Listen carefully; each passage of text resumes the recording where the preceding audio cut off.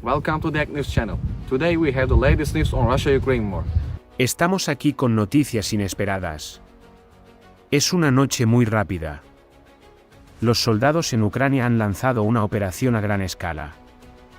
Los analistas de la guerra en la opinión pública han estado señalando esto durante mucho tiempo. El ejército ucraniano, que se ha estado preparando durante un mes, ha comenzado a partir de este momento. Pasemos a nuestras noticias. Primero les contaremos la historia de esto y cómo sucedió. Las cosas no siempre van a favor de los fuertes. Rusia comenzó la guerra con un ataque total hace un año, en febrero.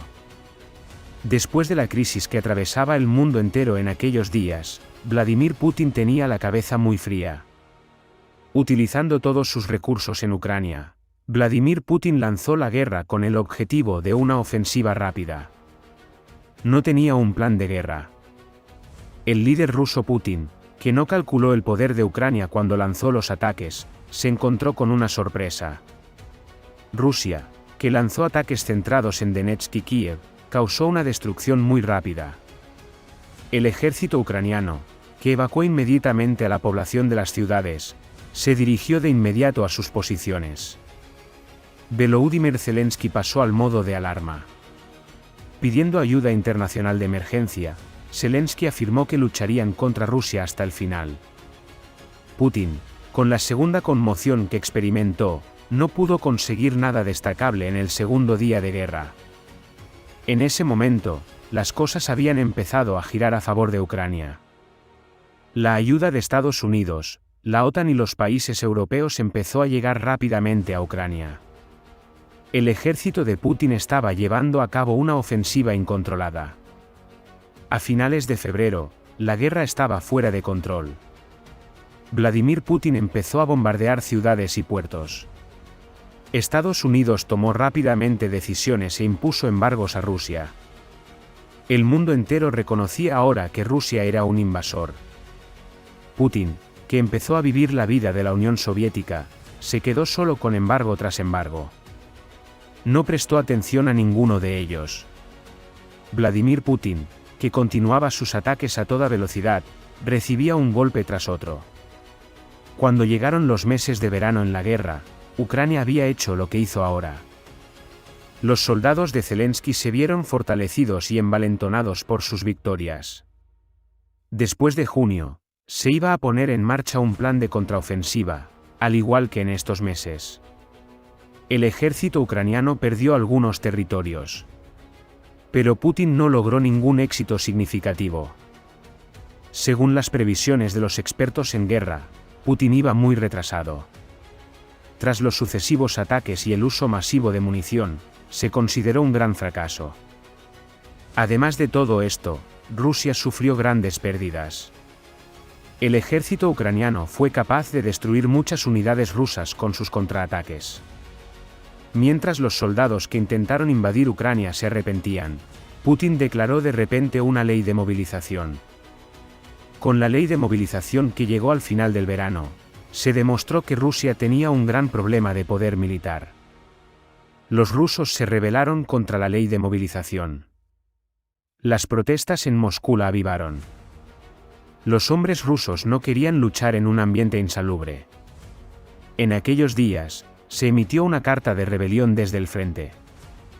Los soldados rusos se habían rebelado oficialmente contra Vladimir Putin. Después de que esta carta se emitiera en directo por televisión y en la prensa mundial, las familias de los soldados enloquecieron. Los rusos que incendiaron las calles habían puesto en alerta a Moscú. Rusia tuvo dificultades para reprimir estos disturbios. Tras los disturbios, se produjo un efecto de bola de nieve hasta llegar al día de hoy con una nueva crisis. Rusia perdía munición, daba 2 pasos atrás y 1 adelante. De hecho, no había ganado nada. Rusia, que ocupó las regiones de Kherson, Zaporizhia, Donetsk y Luhansk con un referéndum, había obtenido sus únicas ganancias de estas regiones. De hecho, este era también un plan de Ucrania. Ucrania luchó hasta el final en estas regiones y mantuvo a las tropas invasoras rusas en el sureste de Ucrania, durante meses. Desde ese día hasta hoy, el ejército ucraniano ha estado a la expectativa. Y ahora han comenzado.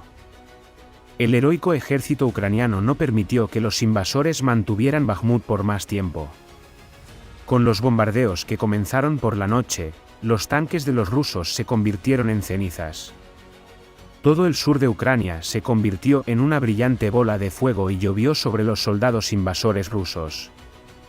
Los comandantes ucranianos y sus soldados, que trabajaron con todas sus fuerzas para defender la independencia de Ucrania, atraparon a los rusos de la región en una trampa muy grande.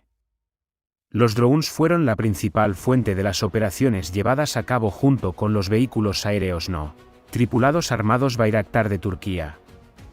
Se anunció que los vehículos aéreos armados no tripulados dispararon 1 a 1 contra los rusos.